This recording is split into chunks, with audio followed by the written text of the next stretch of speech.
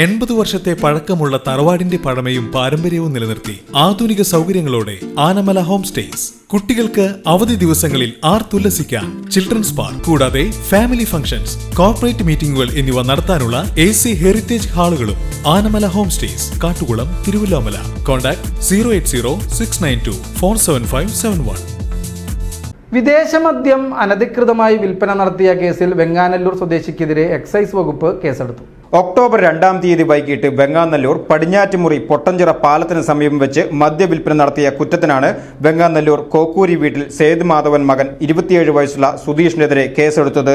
വിദേശ മദ്യം അനധികൃതമായി കൈവശം വെച്ച് വിൽപ്പന നടത്തുകയായിരുന്നു ഇയാൾ. നിരവധി ദിവസങ്ങളായി മദ്യവിൽപ്പന നടത്തുന്നതിൽ സുധീഷിനെതിരെ പരാതികൾ ഉയർന്നിരുന്നു.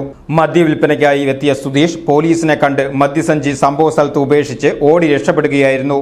8 കുപ്പി മദ്യം ഇയാളിൽ നിന്ന് പിടിച്ചെടുത്തിട്ടുണ്ട്.